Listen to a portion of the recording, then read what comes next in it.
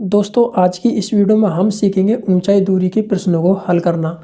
तो यह जो प्रश्न है ऊंचाई दूरी से संबंधित है और आपसे बोर्ड एग्जाम में इस प्रकार का प्रश्न 6 नंबर में हर साल पूछा ही जाता है। यानी कि आप पिछले का रिकॉर्ड देख सकते हैं और ये हर साल ऊंचाई दूरी से एक प्रश्न 6 नंबर में पूछा ही जाता है। तो आपसे अगर एग्जाम में इस प्रकार का प्रश्न पूछता है तो आप किस तरह से एग्जाम में उसको हल करेंगे वो हम इस वीडियो में सीखने वाले हैं। ठीक है, तो चलिए हमें प्रश्न दे रखा है, पहले हम प्रश्न को पढ़ेंगे और प्रश्न को पढ़ने के साथ ही जैसे हम चित्र बना लेंगे तो हमारा जो है आधा सवाल हल हो जाएगा। तो आप पहले चित्र को समझिए कि हम किस तरह से चित्र बनाते हैं। तो देखिए प्रश्न दे रखा है कि एक 15 मीटर ऊंचे मकान के शिखर से, यानी कि हमें कोई एक मकान बना लेना 15, जिसकी ऊंचाई दे रखी है वो 15 मीटर। ठीक है, तो यहाँ पर हमने एक मकान बना लिया इस तरह से, जिसकी ऊंचाई कितनी दे रखी है वो 15 मीटर दे रखी है। ठीक है, इसका नाम देते हैं क्या है, ये मकान। ठीक है, ये हमारा 15 मीटर क्या है, मकान। अब आगे पढ़ेंगे। अभी कह रहा है कि मकान के शिखर से एक टावर, यानी कि इसी के बराबर में एक टावर और खड़ा जो कि इससे ऊंचा है इस तरह से। ठीक है, अब क्या कह रहा है कि मकान के एक टावर के शिखर का उन्नयन कोण, यानी कि जो मकान है इसका शिखर ऊपर है और जो टावर का शिखर है ये वाला है, इसको हम टावर बोलेंगे।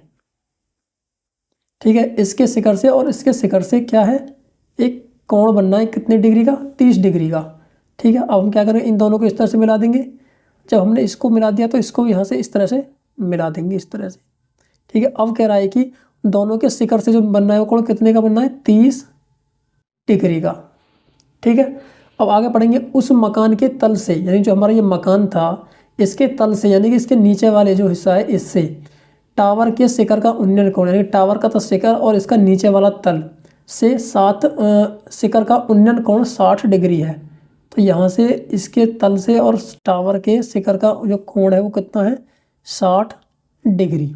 ठीक है, अब आगे पढ़ेंगे। टावर की ऊंचाई, एक तो ये वाली इसकी ऊंचाई बतानी है कि टावर की ऊंचाई कितना है, और तथा मकान के इनकी दोनों के बीच की दूरी, मकान और टावर के बीच की दूरी ये वाली बतानी है। ठीक है, एक तो ऊंचाई और इसके बीच की दूरी। तो देखिए अब आप एक चीज़ को समझिए, जब ये मकान इसके बराबर में खड़ा है तो यहाँ से लेकर यहाँ तक तो इसकी ऊंचाई कितनी दे रखी, 15 मीटर। तो क्या यहाँ से लेकर यहाँ तक भी इसकी दो ऊंचाई वो बराबर होगी, क्योंकि 15 मीटर के बराबर में खड़ा है तो इसकी वाली हो जाएगी ये 15 मीटर, क्योंकि बराबर है। ठीक है, अब इसको मान लेंगे हम x, क्योंकि हमें भी ये ज्ञात करना है। अब आपको पता जितनी दूरी यहाँ पर है इन दोनों के बीच की दूरी, इतनी ही दूरी इन दोनों के बीच होगी। यहाँ पर जब ये यहाँ से यहाँ तक x है तो ये भी तो x होगी, यहाँ से लेकर यहाँ तक ये वाली x होगी। ठीक है, अब ये यहाँ तक तो 15 होगी, लेकिन जो ऊपर की बची इसको मान लेंगे h। क्या मान लेंगे, h। ठीक है, अब आपने समझिए, अगर आपने चित्र बना लिया तो आपने आधा सवाल हल कर लिया। ठीक है, अब इसको हम कैसे इसकी h का मान और x का मान हम कैसे ज्ञात करेंगे, चलिए अब हम जो इसको हल करते हैं तो यहाँ पर लिख लेंगे हल। ठीक है, अब इसको आगे हल करेंगे हम। तो अब देखिए हम पहले कोई एक त्रिभुज लेंगे, इसको हम नाम दे देते हैं ए बी, इसको नाम दिया सी डी और ये ई। ठीक है, हमें यहाँ से कोई एक त्रिभुज ले लेना है।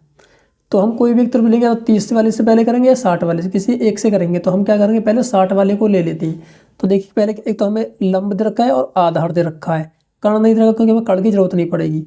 तो जब आपको पता है कि जब हमें लंब और आधार दे रखे हो तो कौन सा जो त्रिकोणमिति का रेशियो है वो कौन सा, tan होता है। तो लिखेंगे tan 60 बराबर। ठीक है, tan 60 का मान कितना, tan 60 हो गया, क्या दे रखा है, tan 60 बराबर हो जाएगा डी बी बटे ए बी। ठीक है, क्योंकि tan को हम क्या लिखते हैं, लंब बटे आधार। तो लंब होगा ये, आधार हो गया ये वाला। तो अब लिखेंगे tan 60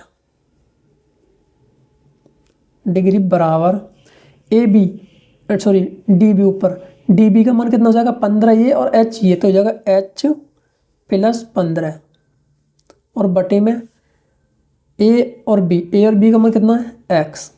ठीक है, अब हमें जो tan 60 का मान याद होना चाहिए, tan 60 का मान होता है √3 बराबर एच प्लस 15 बटे एक्स। ठीक है, अब यहाँ से हम जो किसका मान निकालेंगे, यहाँ से निकालेंगे हम x का मान। अब देखिए x की गुणा इधर करेंगे, इधर भेजेंगे तो ये जाएगा √3 x बराबर h प्लस 15। ठीक है, अब यहाँ से x का मान निकालेंगे तो जाएगा x बराबर h प्लस 15 बटे √3। इसको मान लेंगे समीकरण 1। ठीक है, इसको मान लेंगे समीकरण 1, ये √3 है नीचे। ठीक है, अब हमने 60 वाला निकाल दिया। अब लेंगे हम त्रिभुज, यहाँ पे लिख देंगे त्रिभुज। पहले आपको लिखना था त्रिभुज ABD में। ठीक है, इसको आप पहले यहाँ लिख लेंगे। अब लिखेंगे त्रिभुज ECD में। देख सकते ECD, इसमें लेंगे ऊपर वाला दे रखा है छोटा सा, ये ऊपर वाला जो है, ठीक है, ये वाला। तो अब इसको लेंगे त्रिभुज ECD में। यहाँ भी हमें लंब दे रखा है और आधार भी दे रखा है, तो लिखेंगे tan 30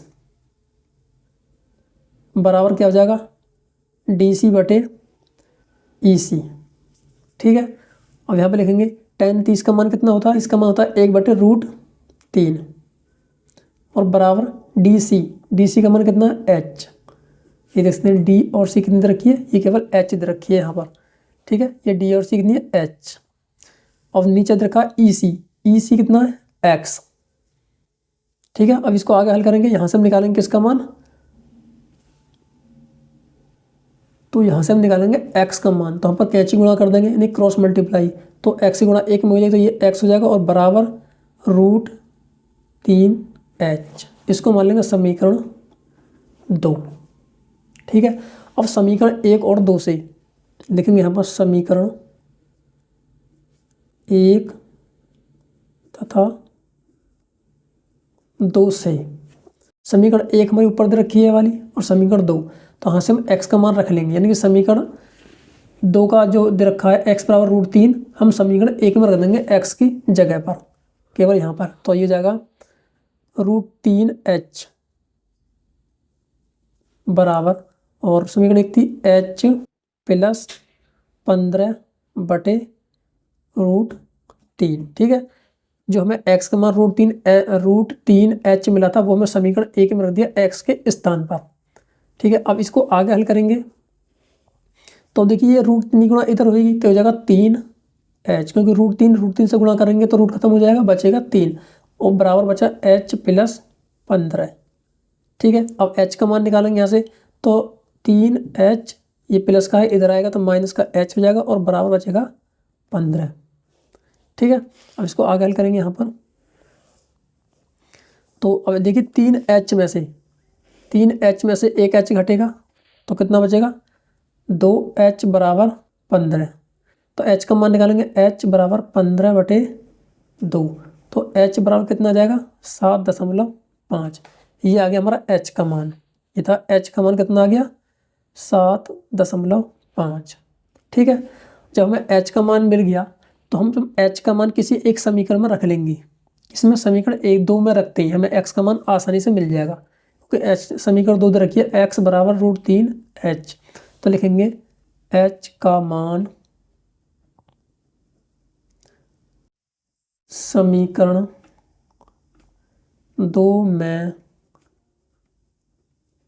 रखने पर, समीकरण 2 में रखने पर, तो समीकरण 2 में रखेंगे हम, समीकरण 2 रखी है x बराबर √3h। तो h का मान रखेंगे x बराबर √3 और गुणा 7.5, तो इसको लिखेंगे 7.5 √3। या तो आप इसको यहीं पर छोड़ दीजिए या आप √3 का मान रख के इसमें गुणा कर देंगे। तो जब हम √3 की गुणा इसमें करेंगे, √3 का मान होता है 1, यानी कि √3 का मान हो जाएगा 7.5 गुणा 1.732। ठीक है, जब इसके आपस में गुणा करेंगे तो हमें मिलेगा x बराबर 12.99। ठीक है, मीटर। ये हमारा फाइनल आंसर। या तो आप पहले वाले को दीजिए इसको या फिर इसको, बात है कि दोनों से कोई भी एक आंसर दे सकते हैं। ठीक है, तो हमें h का मान मिल गया था 7.5, तो यहाँ पर लिखेंगे, हमसे पूछा क्या था, यहाँ पर पूछा टावर की ऊंचाई तथा मकान से टावर के बीच की दूरी, यानी कि x का मान और h का मान। तो टावर टोटल कितना था, ये वाला था, तो लिखेंगे टावर की ऊंचाई। ठीक है, यहाँ पर लेंगे टावर की ऊंचाई कितनी हो जाएगी 15 प्लस 7.5, इसको जोड़ेंगे तो ये आएगा 22.5। ठीक है, फिर लिखेंगे मकान से टावर की दूरी कितनी दूर रखी है वो, मकान से टावर की दूरी कितनी हो जाएगी,